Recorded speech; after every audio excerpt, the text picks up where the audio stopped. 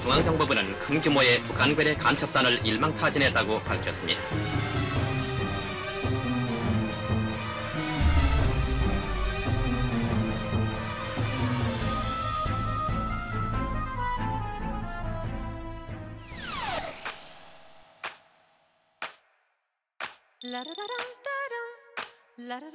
역사가 머무는 공간을 기록하다. 역사 스테이!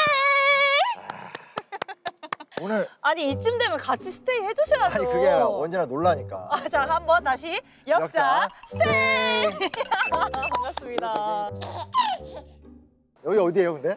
여기는 바로 그 유명한 정말 연기 전공들이 너무 가고 싶어하는 한예종입니다. 그렇죠.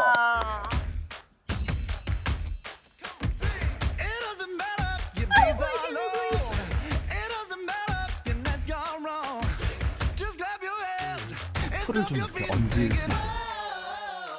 사실 저한테는 너무 유명한 곳이죠. 입시할 때 정말 오고 싶었던 곳 1지망, 2지망 중에 꼭 하나 들어가는 학교였어요. 뭐 한예종 친구들 좀 있으세요? 저희 동기생들이 많이 지망을 했고 네, 들어오긴 힘들었습니다. 함께 떨어졌고 저는 좀 아는 사람이 몇 명 있습니다. 오, 누구요? 전 일단 얼마 전에 변유한 씨. 아, 변유한 씨를 아신다고요? 변유한 씨가 나오는 방송에 제가 카메오로 출연했어요. 말도 안 돼, 진짜요? 진짜요. 왜요? 아니, 왜요라니. 아, 변영주 감독님과 친분을 이용해서. 변영주 감독님하고도 인연이 있으시다고요? 예, 저희 뭐 친한 누나죠. 아, 제가 좀 많이 경솔했네요. 오라버니 안녕하세요. 배우 수빈입니다. 야, 굉장히 그런 거 다 가리는구나. 여튼 변유한 씨랑 그날 처음 만나서 막 이렇게 사진 찍고 했는데 변유한 씨도 여기 출신이고요. 피아니스트 정한빈 씨라고 이 한예종에서 수석 졸업한 한국의 대표적인 피아니스트. 다 뭐 저랑 막역한 지인들이라고 좀 하죠. 네, 축하드립니다. 아니 제가 알기로도 굉장히 유명한 또 배우님들이 다 여기 출신이더라고요. 그렇죠. 예를 들어서 김고은 씨, 이재훈 씨, 진성규 씨, 또 누구 있죠? 김남희 씨, 오만석 씨, 진짜 미스터 오! 어떻게 지나가다 한 번이라도 뵀으면 좋겠는데 그럴 일은 없겠죠? 오늘 근데 이 한예종에 어떤 역사의 흔적이 있을지 굉장히 궁금하거든요. 그렇죠. 짜잔. 오, 어머 너무 예쁘다. 그렇죠. 굉장히 운치가 있다. 굉장히 서정적이다. 이런 표현이 굉장히 잘 어울리는 곳이에요. 요 한예종 쪽에 좀 내려가다 보면 네. 이곳이 있어요. 아 여기 캠퍼스 네네. 안에 이게 있다고요? 네네네. 아 진짜요? 조금 자세히 보면 네. 이 연못 스타일이 어때요? 한국 스타일이 아니에요. 네. 일본의 약간 그 교토에서 많이 볼 수 있는 그쵸. 연못 느낌인데요. 네. 또 하나는 짜잔. 아니 근데 캠퍼스 안에라고 하셨는데 여기 릉이 있네요? 맞아요. 여기 왕릉이 맞습니다. 정말요? 한예종 안에 왕릉이 있다. 이 왕은 누굴까? 이 안에 어떤 스토리가 있을까? 너무 벌써 기대되잖아. 당장 가봐요. 그럼 릉부터 갈까요? 가서 얘기합시다. 네. 역사 스테이. 점점 익숙해진다. 오케이.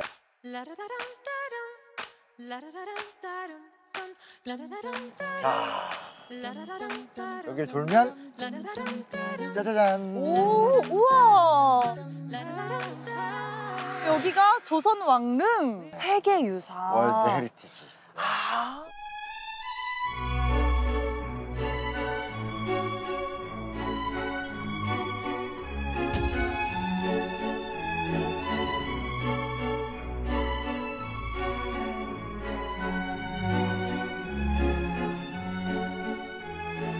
아까 사진을 복기해 보면 네. 지금 봐봐요. 그 딱 맞죠? 아 여기가 여기예요? 네, 여기잖아요. 아 진짜요?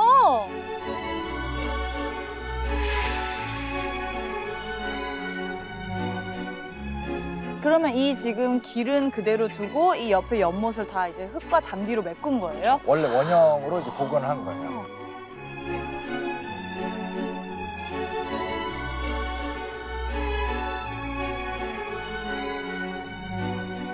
여기는 의릉인데 경종의 무덤이죠. 쉽게 말하면. 경종? 요즘에 역성을 열심히 하더라고. 벌써 세종 태세 문단세 예성연중 임육섬 광인효연 숙경영이면 숙종의 아들이고 맞아요. 모친이 장희빈인 거잖아요.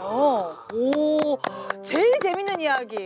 가장 드라마와 영화로도 많이 각색이 되고. 옛날에 오. 우리가 시즌2 처음 만났었을 때 역사에 정말 1도 몰랐었는데 네? 무슨 소리예요? 너무 빠르게 변하고 있는 것 같아요. 역사 스테이 덕분입니다. 예. 맞아요. 그 숙종의 아들이었고 장희빈의 아들이었었던 그 경종의 무덤입니다. 와, 대박이다. 좀 의미 있는 공간이죠. 오. 슬슬 들어가서 좀 자세히 볼까요? 들어가 보시죠.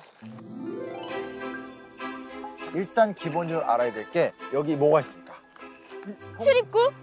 그죠. 홍살문이라고 해서 이 문을 통과하면 신성한 곳으로 들어간다.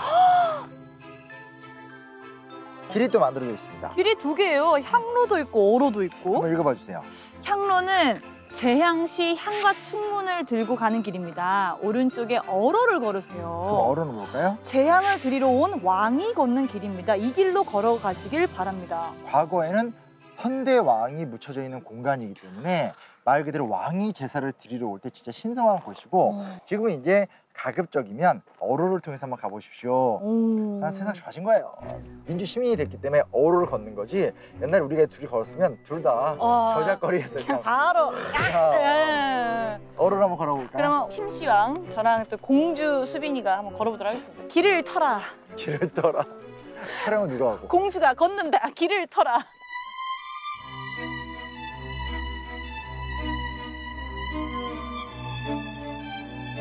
약간 그 뭐라 해야 되지? 되게 너무 영광인 느낌?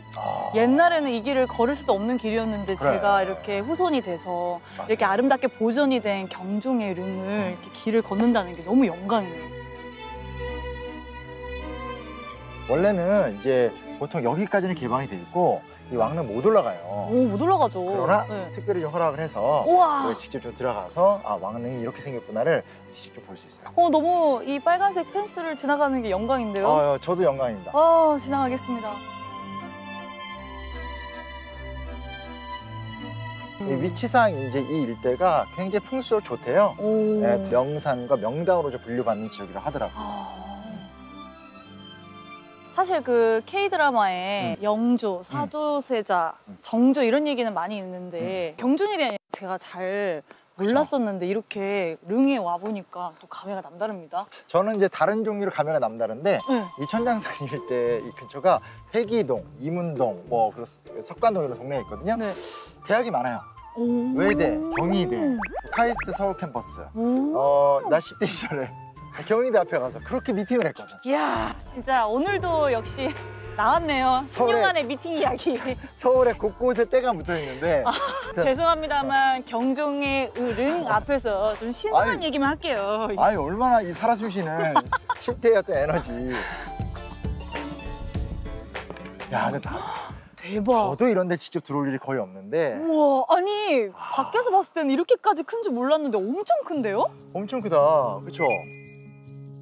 보통은 이제 왕릉에서 부부가 같이 이 합장을 하게 되면 이렇게 둘을 묘를 이렇게 같이 놓거든요. 나란히 놓죠. 네, 근데 이제 풍수 지리상 이렇게 앞뒤를 놓는 게 합당하다.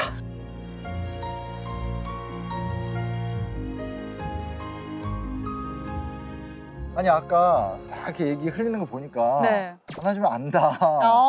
이게 왜냐면 나오는 키워드를 들어보면 알거든. 어머나.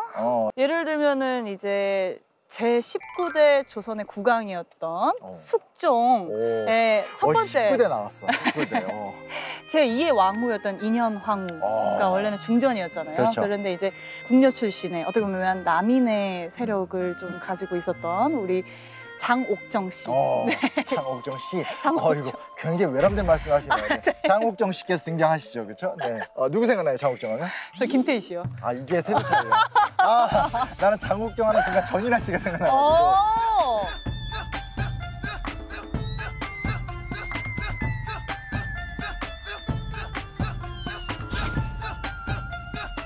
장희빈 하면 진짜 예쁜 이미지잖아요. 그래서 조선왕조실록에도 참 미모에 꼽히는 여성 중에 한 명이 장희빈이었다라는 그 썰도 있었어요. 아니, 썰이 아니라 네. 실제로 실록에 이 여성에 대한 미모 평가가 거의 안 나오거든요. 근데 거의 유일하게 장희빈, 그러니까 장옥정이 정말 미모가 아름다웠다.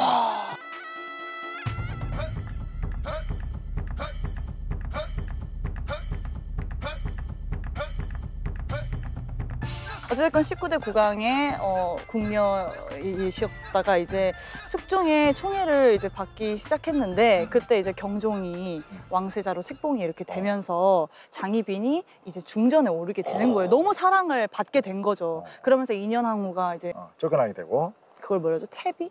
패비. 아, 패비. 패비하면서 전임 왕후가 돼버린 거죠. 네네. 근데 그때 전임 왕후가 뭐야? 패비가 됐어. 패비 되면서 엑스 이것도 아니고 엑스 보이프렌드도 아니고 이게 뭡니까? 내 말대로 편하게 하고 싶어. 네, 편하게 하세요. 인현왕후가 다시 중전에 오르면서 장희빈이 뭐 신당을 차려서 인현왕후를 저주를 한다든지 회임을 한 숙빈채 씨를 굉장히 매질을 했다든지 괴롭히고. 네, 뭐 이런 썰들이 있으면서 사약을 먹고 사살을 하게 됐다는 정도로 저는 알고 있었거든요. 그 정도가 아니라 이 정도면 네. 뭐 아니면 뭐 몇몇 키워드 뭐 이렇게 뭐 전임 왕후나 이런 거만 고치면 이 정도면 정말 감사합니다. 얼마나 공부하고 역사에 관심 생겼는지가 입증이 너무 된 것 같아요. 재밌었어요. 최근에 이제 많은 역사학께서 이야기하는 건 이 좀 숙종이 나쁜 거죠. 그러니까 정치적 도구로 여성들을 활용했다. 맞아.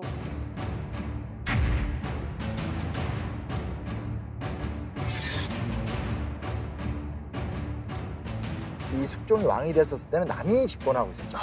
근데 이제 인현왕후는 서인 측 여성이거든요. 맞아요. 권력을 강화시켜가는 과정 속에서 남인들을 몰아내고 서인 중심으로 국정을 운영하다가 장희빈을 보고 사랑에 빠진 건 맞아요. 너무나 열렬히 사랑을 했고 특히 이제 장희빈 같은 경우가 이 궁녀 출신이고 또 후궁에서 왕후까지 올라갔었던 아주 정말 전례가 없는 여성이었는데 그렇죠. 경종을 나면서 경종을 이제 왕세자로 딱 삼으려고 하니까 서인들이 되게 반발을 해요.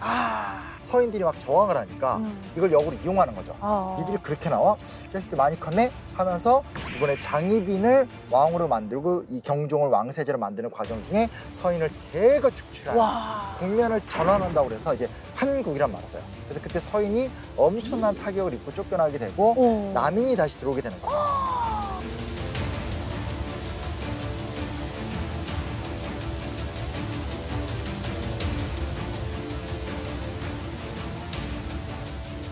근데 아까 말씀하셨던 것처럼 숙빈채 씨한테 또 숙종의 관심이 바뀌는 거죠. 근데 이게 좀 문제야. 뭐 한 명을 이렇게 지긋하게 사랑을 해야 되는데 또 바뀌어. 숙빈채 씨한테 꽂혔는데 오라버니처럼 그럴 수 있죠. 저요? 미팅 많이 하셨잖아요. 저희 와이프 들으면 큰일 납니다. 이미 많이 공개됐어요. 저희 집에 못 들어가요. 근데 어찌됐건 간에 숙빈채 씨를 만났는데 숙빈채 씨는 진짜 무술이거든요. 맞아요. 그러니까 무술이가 알다시피 궁궐내에서 네. 최하급 궁녀잖아요. 제가 알기로는 인현왕후와 그 숙종에 거의 몸종을 했다고 들었어요. 그렇죠. 뭐 물 깃고 네. 빨래하고 했는데 이 숙빈채 씨가 굉장히 좀 전략적 선택을 했던 것 같은데 인현왕후를 끌어내면서 장희빈을 몰아내는 전략. 아마 여기에는 서인들의 책략도 있지 않았을까 이 얘기도 많이 하게 되는데 결국은 인현왕후를 다시 데려오고 장희빈을 밀어내는 과정 속에서 다시 또 남인이 타격을 입게 되고 서인이 집권하게 되는 이 과정을 갑술 환난.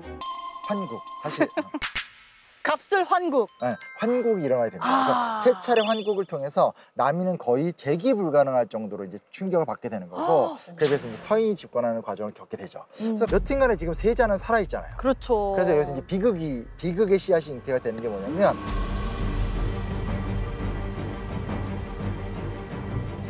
장희빈은 죽였는데 장희빈의 아들이 세자고 숙빈채 씨가 또 아들을 낳습니다. 연인군이라는 연인군. 예, 이렇게 생기게 되고 인현왕후 끝내 아들을 안 낳게 되고 근데 경종에 대해서도 알고 있던 것 같은데? 네, 경종 영조께서 보낸 수라상을 먹었는데 그 수라상 안에 이제 게가 들어 있었는데 그 게를 먹고 감을 먹었더니 5일 만에 사망했다. 그래서 독살했다. 이런 썰이 막 이렇게 참고로 말씀드리면 제가 지난주에 전남 장성에 가서 게장 먹고 그 다음에 감 먹었습니다. 멀쩡하게 살아있죠? 이게 뭐 조금은 과장된 측면이 있다. 근데 그런 얘기가 왜 나왔는지 설명을 드리게 되면 보세요. 경종은 왕이 됐죠. 숙종의 친아들이기 때문에 혈통적으로 우월해요. 그렇죠. 근데 문제 뭐냐? 장희빈이 쫓겨나는 과정이 서인이 집권하는 과정이고, 그러니까 이제 완전히 적과의 동침. 왕은 나 장희빈의 아들인데 신하들은 싹 다 서인들인 거예요. 그러니까 본인의 주장을 펼치기 어려운. 맞아요. 근데 그 당시 서인이 어떻게 분화가 되냐면 그래도 왕이니까 경종을 모셔야 된다라는 쪽이 이제 소론칙이고 그리고 아니다. 우리 어떤 그 서인들의 이상을 펼쳐야 된다고 하는 걸 노론칙이라고 불러요. 근데 문제가 뭐냐? 경종에게 치명적인 약점이 두 가지가 있어요. 뭐가 있죠? 하나는 평소에 몸이 굉장히 많이 안 좋았어요. 허약하셨구나. 병치레가 너무 심했어요. 그리고 또 하나는 문제가 뭐냐면 적극적으로 정무를 보면서 리더십을 발휘하고 그러지 못해요. 그러니까 소론 입장에서 당황스럽죠. 소론 측에서 이대로 가면 큰일 나겠다는 생각이 들어서 노론 사대신이라고 해서 당시에 경종을 압박하던 4명의 노론의 지도자들을 계속 이제 저 사람들의 죄를 물으면서 죽여야 된다고 해서 그땐 또 경종이 재빠르게 결단을 내리면서 노론 사대신을 다 죽여요. 문제 뭐냐면 경종이 그나마 4년간 유일하게 보였던 행동이 노론 사대신 죽이는 거거든요. 좀 경종이 짧게 통치했더라도 조금 의미 있는 통치를 했어야 되는데 의미 있는 통치를 못했다. 이게 그 독살설보다는 전 좀 더 중요한 이야기가 아닐까 생각해보게 됩니다.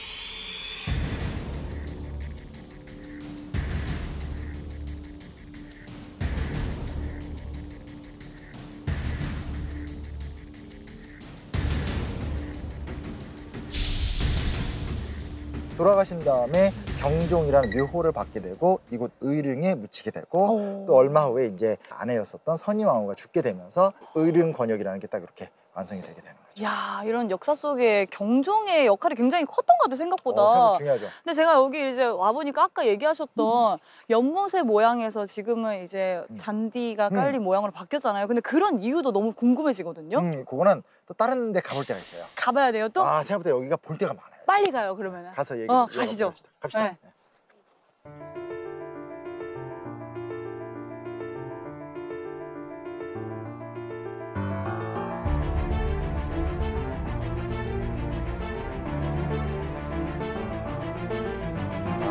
여기 길이 너무 좋다. 좋긴 좋은데 저는 약간 으스스한데요. 뭐가 웃으세요, 오빠? 이렇게 막 새가 울고 햇볕이 찌고 피톤치드가 느껴지고 꽃도 피고.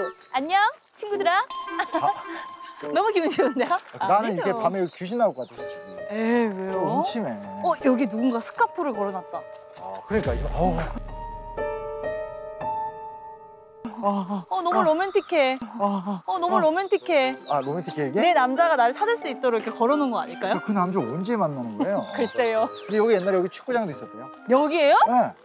이거 지금 정말 되게 좋게 예쁘게 바꾼 거죠. 연못도 있었고 축구장도 있었고 그러나 다들 여긴 절대 오기 싫어했었다. 드디어 나왔다. 이거 뭐야? 이 회색 건물은 뭐죠?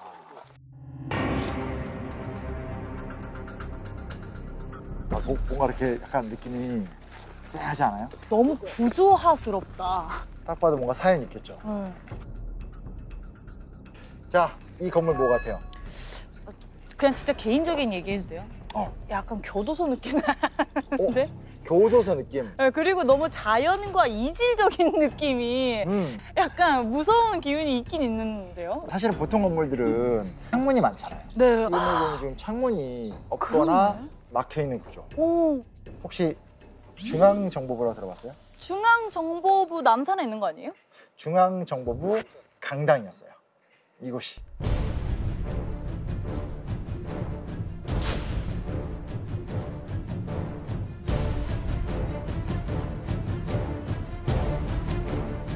유신 체제, 간첩단 사건 조작, 인권 유린, 고문. 말하면서 갑자기 겁나는데 어떤 그 독재 정권에 다시는 있어서는 안 돼. 중앙정보부에 본부가 있던 곳이 바로 이곳이고 그곳 중에 유일하게 남겨져 있는 강당. 중앙정보 강당입니다. 아니 그러면 여기에 굉장히 억울한 사연이 많겠어요. 굉장히 많죠. 굉장히 많죠. 조선시대 때 있었던 전통문화 유적이 파괴되는 경우는 일제강점기 때 일본이 마구잡이를 관리하면서 파괴되는 경우가 많잖아요. 네. 근데 이 의릉은 되게 독특하게도 1960년대 때 소위 5.16 군사 쿠데타 이후에 들어선 박정희 정권의 중앙정보부 건설과 관련되면서 이 일대가 많이 파괴가 됐어요. 아니 그럼 우리나라의 그렇죠. 이름을 우리나라 정부가 또 대한민국이 전통문화유산을 파기한 독특한 케이스의 이 지역이고 그중에 이 건물이 좀 의미가 있어서 하나 좀 놔두게 된 거예요. 왜요? 왜냐면 7.4 남북 공동성명을 발표한 곳이 여기예요.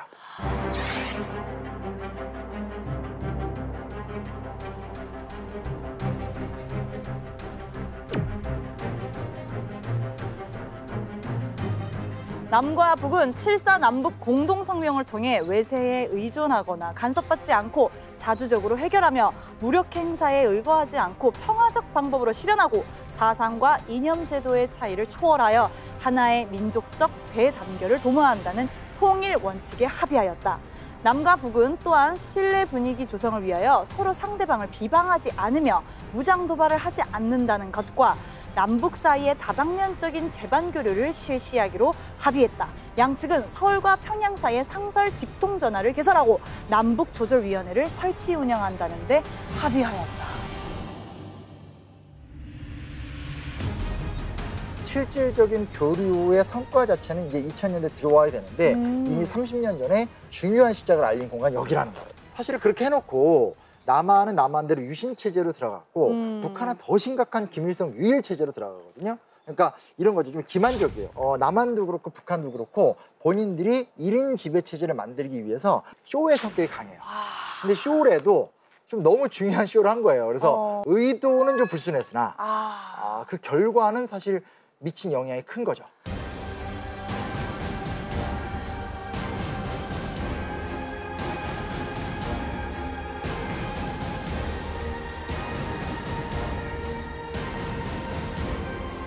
그 중앙정보부장 이유락에 대해서 더 듣고 싶어요. 정말 나는 살면서 이렇게 중앙정보부장을 해맑게 순수하게 그럼 뭐 하는 사람이야? 중앙정보부라는 기관 자체가 실제로 어찌됐건 이 박정희 정권의 보위대 노릇을 했기 때문에 개중에 했었던 가장 나쁜 행동 중에 하나가 간첩 조작인 거죠. 최근 중앙정보부는 큰 규모의 북한군의 간첩단을 일망타진했다고 밝혔습니다. 국교의 지령에 따라 모국 유학생을 가장하여 암약에 오던 북교의 간첩 일당 21명을 뭐 예를 들어서 이제 어부들이 이 물고기를 잡다가 뜻하지 않게 이제 이 북방 한계선을 넘어버린, 그러니까 북쪽으로 넘어가 버리는 경우가 생겼었을 때 이제 다시 돌아오게 되면 너 간첩질했다 뭐 이렇게 몰아간다라든지. 제1교포들 같은 경우 굉장히 좀 마르크스 사상인데 관심 있습니다. 그러니까 너 빨갱이지 뭐 이러면서 이 사람을 간첩으로 만들어버린다라든지. 그럼 간첩으로 만들고 고문도 하고 막. 고문밖에 방법이 없잖아.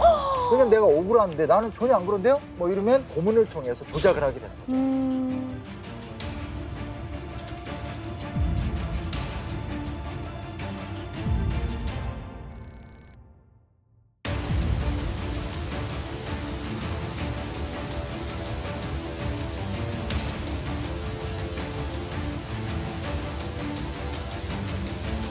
유락 같은 경우는 사실은 좀 꾀돌이, 약간 여우 같은 느낌? 왜냐면 제일 유명한 건 이제 부정부패가 유명해요. 너 너무 심한 거 아니냐라고 했었을 때 가장 유명한 말. 아니 떡을 썰고 떡을 옮기다 보면 손에 콩고물이 묻는데 이 묻은 거 갖고 어떡하냐. 이야 근데 대단하다. 이 말이 기가 막히게 뭐냐면 떡 먹은 건 각하고 나는 옮기면서 쪽쪽 빨았다. 와. 근데 너무 얄미워. 너무 싫어. 근데 실제로 중앙정보부장들의 인생이 평탄하게 끝난 경우가 없어요. 유일하게 이유락이 그 이후에도 천수를 누리다가 행복하게 조용히 잘 돌아가셨어요. 그래서 나중에 남산 쪽 우리가 가게 되면 그때 남산의 부장들 특집 한번 해서 좋습니다. 더더더 탈탈 털어보는 어떤 특집편. 전 한번 보고 올게요, 꼭. 뭘 보고요? 그 남산의 부장님 아직 안 봐가지고. 그러니까. 예, 꼭 보고 오겠습니다. 남산 부장님? 남산 부장님 아니에요. 부장님이. 남산의 정보 부장들. 남산의 부장들. 여튼 이제 그런 일화가 있다는 걸 좀 말씀드리고 싶었고요. 근데 사진이 하나 있어요. 보시면 이게 아까 저희 아까 봤던 경종의 릉 아닌가요? 그리고 이 강당이 요거예요, 요거. 이거 뭐예요, 이거? 그러니까 지금 우리가 요 옆에 있는 거거든요. 네. 여기가 축구장. 완전 처음에 얘기하셨던 그 축구장. 축구장 지금 어디 있어요? 우리가 지금 되게 아름답다 고즈넉하다 하고 걸어왔던 길이 이제 지금 축구장 일대.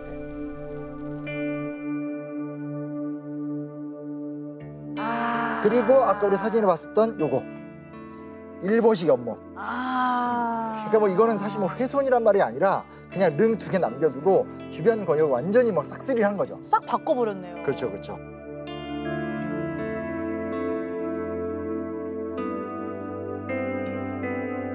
아니 근데 이거 축구장 왜 있는 거야? 뭐 한예종 학생들이 축구하게 만들어준 거예요? 왜 여기 있는 거야? 지금 신성한 이 왕릉이 있는 곳에? 축구장 일하면 되게 재밌는 게 월드컵은 한국의 4강 신화가 유명하잖아요. 네, 2002년 제가 초등학교 2학년 시절입니다. 아 그래요? 전 그때 미팅하고 다니실 때. 아니 우리 와이프 만났어요. 다행입니다. 네. 드디어. 드디어 만났습니다. 광화문 광장에서 사랑에 빠지죠. 너무 다행입니다. 붉은 악마가 된 상태가 됐어요. 됐는데 그 전에 북한이 월드컵에 8강에 올라갔던 건 못 들어보셨죠? 북한이 8강까지 올라갔었어요? 네. 말도 안 돼. 그래서 와. 우리가 4강 기록의 신화를 내기 전까지는 그러니까 아시아권의 최고 기록은 북한이 갖고 있었어요. 60년대 와, 후반에. 근데 진짜 그 정도면은 북한이 이제 8강까지 올라갔다는 소식을 우리나라가 들었을 때 그치. 굉장히 견제가 됐을 것 같아요. 열받은 거죠. 네. 원래 이 중앙정보부의 일종의 이제 단체의 어떤 그런 핵심 표가 뭐냐면 음지에서 일하되 양지를 지향한다. 양지에 어떤 큰 영향을 미치기 위해서 축구단을 만듭니다. 예? 축구장을 만들고 양지 축구단. 이름도 양지 축구단. 일종의 실업팀 하나 만든 거죠. 그런 일화도 있기 때문에 그래서 이게 지금 보면 굉장히 아름답게 걸어오는 정말 고즈넉한 길인데 한때 말도 안 되는 총극이 펼쳐졌던 곳이다라고 느낀다면 여기 오면 정말 여러 감정을 느낄 수 있죠.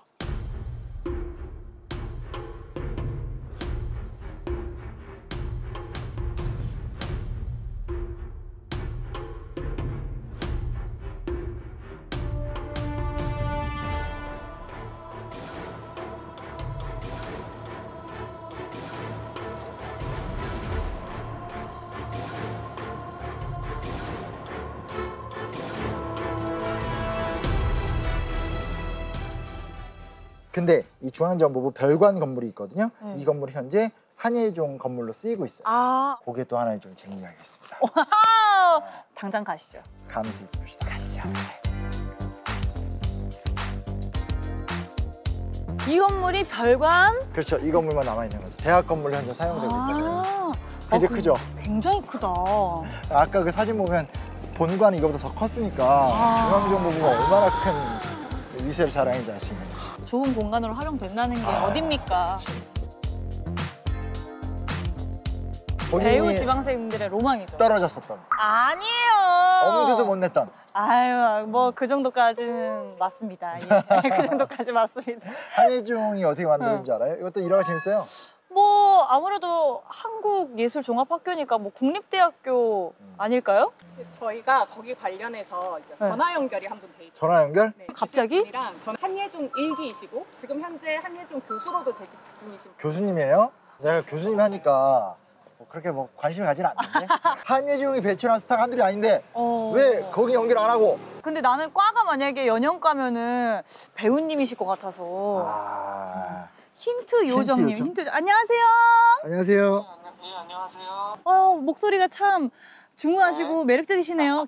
아, 네, 안녕하세요. 잠깐만. 네, 어떻게 하다 보니까 그렇게 됐네요. 나 이 목소리 너무 아는데? 이거- 너무 아는데 어떡해? 나도 누군지 알겠는데 바로 제가 저기 누군지 아시겠어요? 예전에 김철선 역할 제가 감동적으로 봤었는데 맞죠?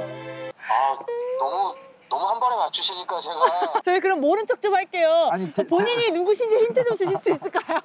아, 뭐 이왕 들켰는데 안녕하세요. 철선입니다. 아니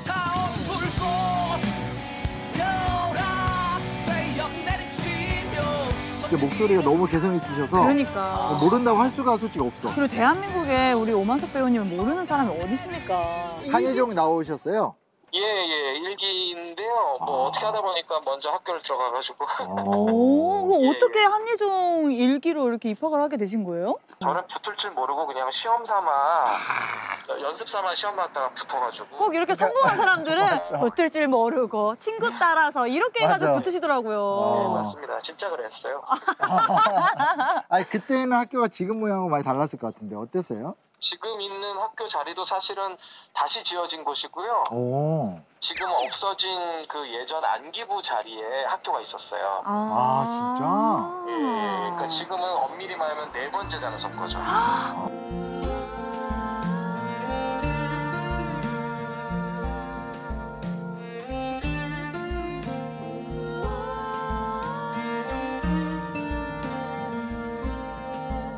저희가 한예종에 대해서 더 잘 알고 싶은데 혹시 네네. 저에게 뭐 알려드릴 수 있는 정보라든지 아니면 뭐 꿀팁이라든지 뭐 이런 거 있을까요? 한예종의 역사를 알려면 일단 이분을 먼저 아셔야 돼요. 이분? 오만석? 이분 저는 이제 저도 수혜자고요. 이 한예종이 있기까지 아주 큰 노력을 해주신 분이 계신데 오. 이분을 아셔야 한예종의 역사를 밟아가실 수 있으세요. 어떤 이분이 분이시지? 어떤 분이냐면요. 우리나라 초대 문화부 장관을 이름은 저는 알죠. 금방 하시네요. 옛날에 그 책으로도 굉장히 유명하셨잖아요. 수필집이나 뭐 맞습니다, 맞습니다. 그리고 이분이 또 뭐로 유명하냐면요. 국무회의인가에서 네. 이제 임기 마지막 연설 5분 스피치 때 저희 학교의 설립을 위한 발언을 해주셔서 저희 학교가 생기는데 아주 지대한 역할을 하셨어요. 나 이분 네. 이름이 생각나려고 하는데 생각이 안 나는데 알긴 알거든요. 그 한예종 교사에 가시면 네. 이분의 이름을 딴 예술 극장이 존재합니다. 진짜요? 예, 이 한예종에 다니는 학생들은 뭐 누구를 붙잡고 물어보셔도 알 거예요. 거기 가봐야 되겠다. 그러면 저희가 직접 가서 찾아보도록 하겠습니다. 워낙 유명하셔서 이미 알고는 있지만 우리 네. 시청자분들에게 재미를 주기 위해서는 찾아가는 게 필요할 것 같아요. 두 분 너무 미리 사전 공부를 너무 많이 해오신 거 아니에요? 그렇다기보다는 우리 또 오만석 배우님께서 힌트를. 근데 오늘 진짜 못 뵈서 너무너무 아쉽고요. 그러게요. 나 그러게요. 사인 받으려고 등도 이렇게 준비했는데 등을 등에다가 왜 이래? 등에다 사인 받으려고 준비하고 있었는데. 저희 다음에 네. 꼭 한번 모시면 한번 좀 나와주세요, 진짜로. 네. 좋습니다. 예, 언제든지 불러주시면 제가 꼭 나가겠습니다. 다른 거 몰라도 이건 녹음해놔야 돼. 네, 네. 증거 남겼습니다. 네. 지금 카메라 5대 돌아가고 진짜 있습니다. 팬이거든요. 네. 예, 전화해주셔서 너무너무 감사드리고요. 한예종에 대한 많은 흔적들 찾고 가도록 하겠습니다. 예, 고맙습니다. 감사합니다. 감사합니다. 그러면 오만석 배우님께서 말씀해주신 역사적 인물을 찾으러 가야죠. 좋아요. 네, 보러 가봅시다. 가시죠. 네. 네.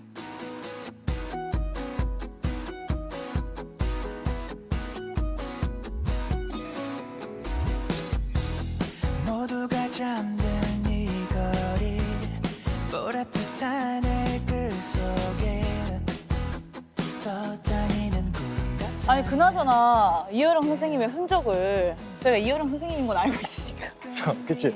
모르는 체 하느라 너무 힘들었네. 힘들었어요 조금. 어디에 있다는 거죠? 일단 이어령 선생님과 관련된 이야기를 하기 전에 네. 학생들 좀 만나봅시다. 그래요. 여기까지 왔는데. 그렇죠. 한예종 학생들을 직접 옛날에- 만나봐야죠. 옛날에 친구들아 그랬더라고요. 안녕. 안녕 부끄러워. 친구들아. 도망가잖아. 자, 우리 한예종 친구들. 도망가잖아. 한 명 포획할 수 있을 것 같아. 포획할 수 있을 것 같아. 친구야. 안녕하세요. 안녕하세요. 쿨하게 친구들이 버리고 가더라고요. 친구분들이에요? 그럼요.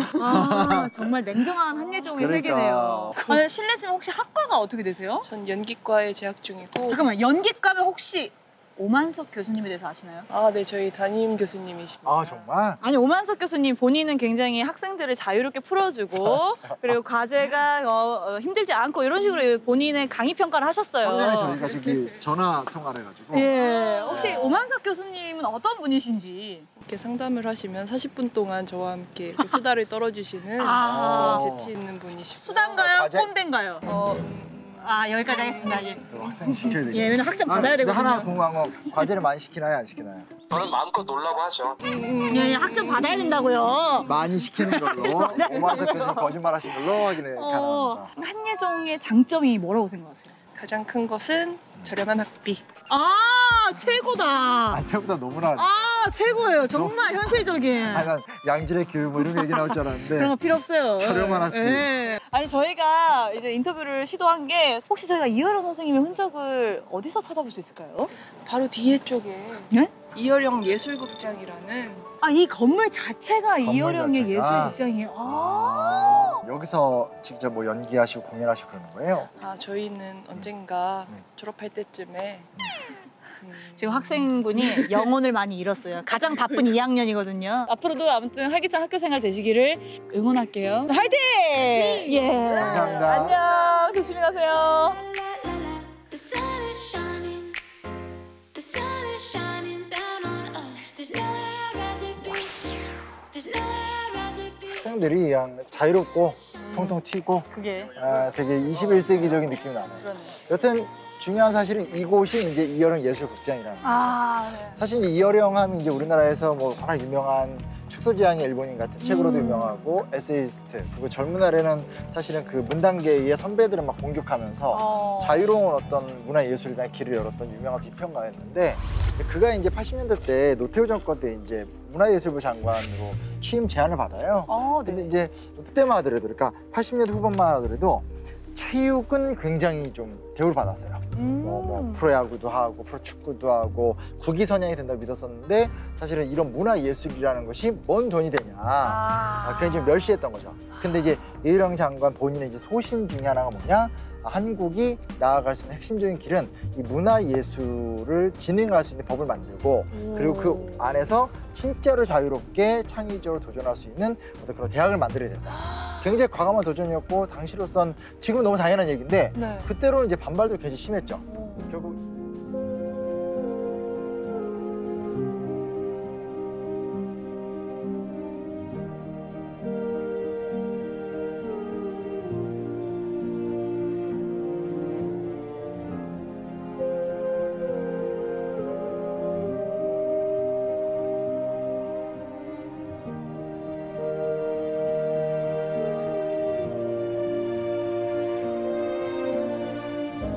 아니 여러분들 뭘 오해하는가 본데, 문화부 특권 줬다고 하는데 무슨 말이요? 하나님이 실수를 해가지고 사람을 만들었대. 그냥 내보냈다가 그냥 죽어. 불쌍해서 눈곱 하나 떼주면 미술가가 되는 것이고, 쥐져 죽여서 넣어주면 음악가가 되는 것이고, 손때 묻어서 되면 조각가가 되는 거예요. 미술가가 되는 거예요. 얘들을 그냥 사회에 나오면 3살짜리 모차르트가 어디 가서 밥 먹고 살아? 그래서 안 돼, 저요. 그러니까 정원 씨가 또 통과된 걸로 알고 통과하겠습니다. 땡! 정확하게 오네.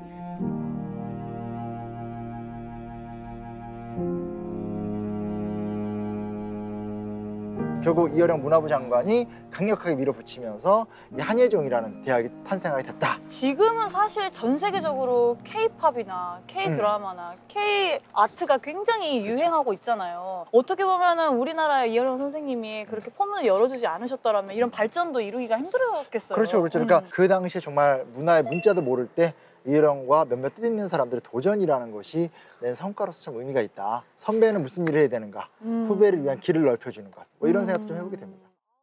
네, 안녕하십니까. 저는 한국예술종합학교 연극원 1기 출신 배우 오만석입니다. 처음에 설립될 때 우리나라의 그 예술 쪽에 좀 기존에 있던 시스템이 아닌 새로운 시스템으로 정말 예술 교육만을 위해서 딱 만들어지는 좋은 학교가 있다는 소문이 좀 한번 돌았었거든요. 그래서 이제 이왕 하는 거 새로운 도전을 하는 곳에서 나도 같이 한번 새롭게 출발해보자, 그런 뭐 도전 정신으로 임했던 것 같아요. 정말 감사하죠. 누군가를 어떤 편협한 시각으로 바라보지 않고 모두에게나 가능성을 열어놓고 모두에게 기회가 주어질 수 있고 특별한 능력을 발휘할 수 있는 기회 제공을 해줄 수 있는 것이 사실 말처럼 쉬운 게 아니거든요. 또 그걸 학교로 만들어내는 작업도 이루어내겠다는 그런 그 확신이 없으면 정말 힘든 일인데, 그거를 이렇게 이루어내셨고 또 그러한 생각이 이렇게 학교의 모토가 돼서 전해지는 게 너무나 감사할 따름이죠, 사실. 예. 그 옛날 세 종류 사람 중 등이부터 하나 된 두 소년, 그래서 햇님의 아이 갑시다. 학교 건물이 멋있네. 자, 연극원. 스쿨 오브 드라마. 여기가 연극원이구나. 야, 진짜 많은 배우 지망생들이 오고 싶어하는 곳이죠. 학교 없다.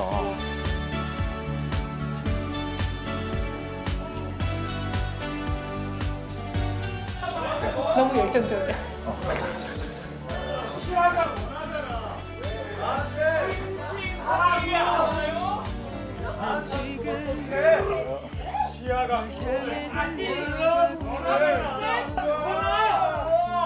안녕하세요. 제가 여기 수업 진행하는 선생님이고요. 네, 안녕하세요. 지금 진행을 시작을 했고, 이 수업 자체가 그냥 일반적으로 연기 수업이 아니고 움직임 수업이에요. 신체를 통해서 다른 인물을 조금 발견해내는 시간, 그런 걸 오늘은 해요.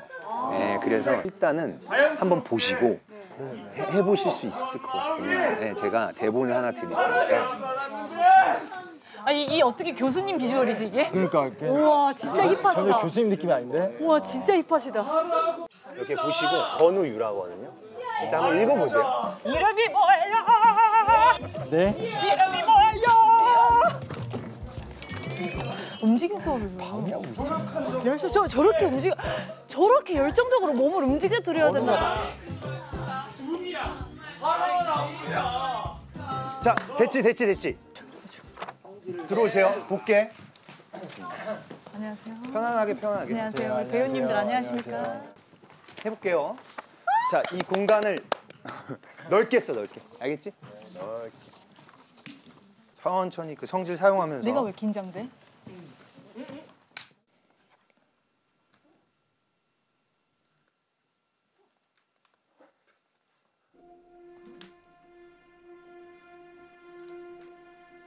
이름이 뭐예요? 네. 이름이 뭐예요? 시야.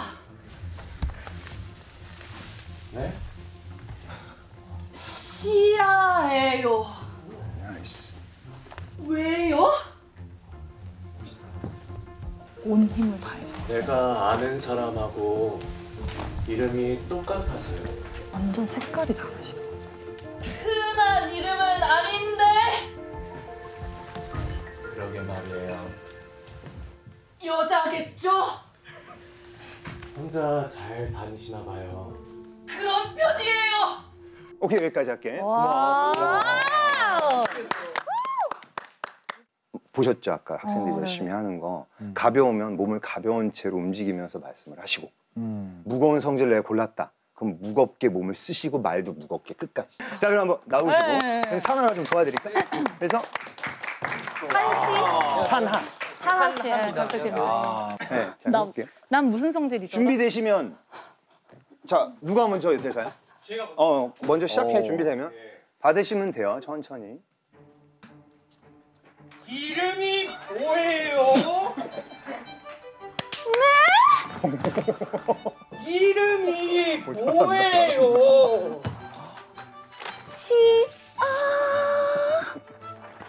네? 시야예요. 왜요? 내가 아는 사람하고 이름이 똑같아서요.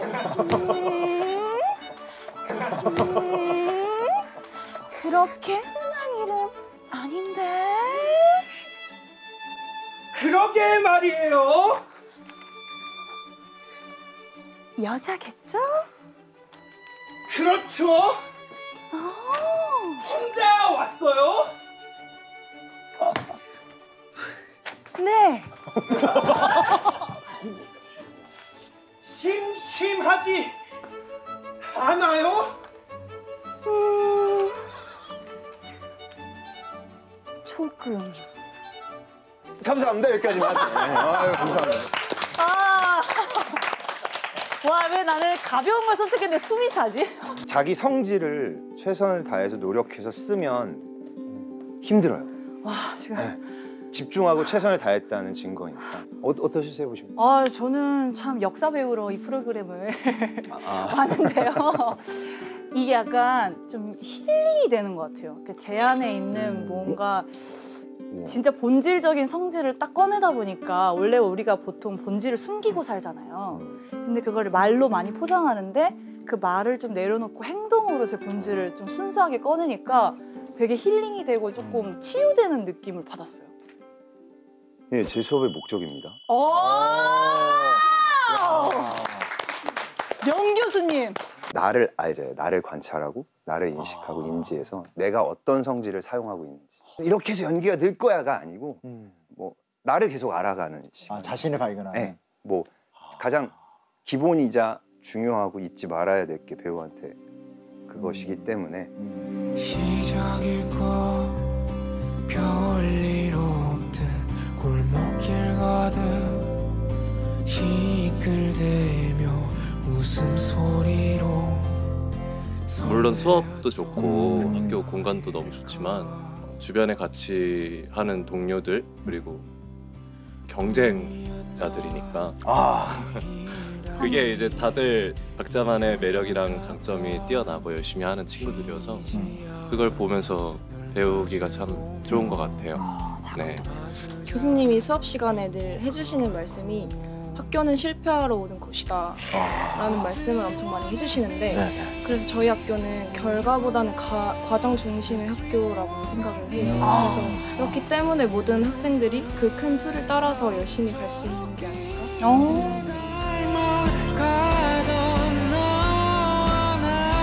그 88 올림픽 때 이제 그 유명한 코리아나의 노래가 손에 손잡고 벽을 넘어서라는 가사인데 그걸 이제 이어령 씨가 회고할 때 자기가 그 벽을 넘어서라는 이야기할 때 반발이 심했다는 거예요. 네, 우리나라가 이제 분단 관계도 있고 여러 이제 극심한 여러 갈등들이 있어서 자기는 반대에도 무릅쓰고 이제 벽을 넘어서란 말을 꼭 듣고 싶었다. 근데 왜 그런가? 그땐 참 대단하다. 어떻게 이렇게 쏙 들어오는 작사를 하셨지 이런 생각을 했는데 평소에도 회원상생 지난 날의 분노와 원한을 극복하고 이제 새롭게 함께 사는 길을 만들자 이런 말씀을 좀 즐겨 하셨다고 그래요.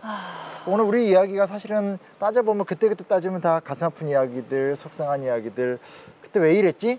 이렇게 이야기할 수 있는데 다행히 시간이 지나서 이렇게 돌아보면 그 위에 우리가 새로운 어떤 회복의 시간도 갖게 되고 또 그 안에서 가치도 찾아내고 하게 되니까 약간 오늘은 좀 흔적의 정체성을 찾은 시간? 저도 너무 동감해요. 수많은 흔적 속에 있었던 상처 아픔 속에서 그걸 딛고 일어나는 맞아요. 회원 상생의 시간. 언제나 좋은 추억만 만들 수 없고 좋은 흔적만 쌓을 수는 없잖아요. 그쵸. 그런데 그런 추억이나 흔적들 위에 계속해서 좋은 추억들을 쌓는 게 앞으로 저희의 또 몫이 아닌가 싶습니다. 그런 의미에서 이제 오늘 우리 끝났고요.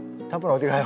다음번에 남산 가셔야죠. 아, 남산이요? 남산도 한번 보셔야죠. 중앙정보부. 제대로 파헤쳐 봐야죠. 알겠습니다. 아무튼 어디로 튈지 모르는 흔적 다음 주에도 기대해 주세요. 저희는 지금까지 역사 스테이 흔적. 뛰기도 해다나요?